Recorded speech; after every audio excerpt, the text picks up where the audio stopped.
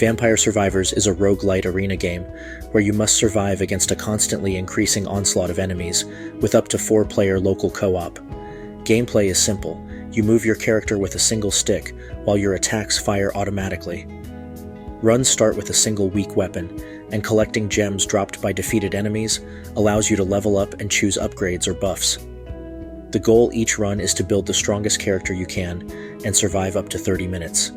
This leads to an addictive cycle of killing as many enemies as you can and using them to level up, which allows you to kill even more enemies. Most weapons lack directionality control, leading strategy to be based largely on positioning and path planning to avoid being overwhelmed. Success comes from keeping track of stronger enemies, choosing upgrades wisely, and balancing risk and reward when gathering gems. Impatience and greed are your biggest challenge. Mini-bosses drop treasure chests containing gold, which is spent on permanent upgrades between runs, though these are limited stat boosts. What makes Vampire Survivors stand out is its constant sense of progression and power.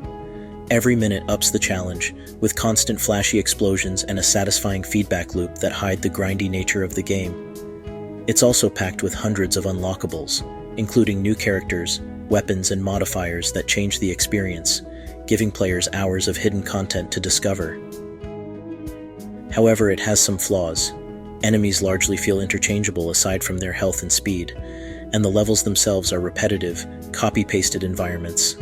At its most hectic, you also have very little impact on gameplay, and you can suddenly die without understanding why. Despite this, Vampire Survivors offers addictive, mindless fun. It's a perfect mix of action and relaxation, with runs lasting 30 minutes at most. Thank you for watching. I hope you found this video useful.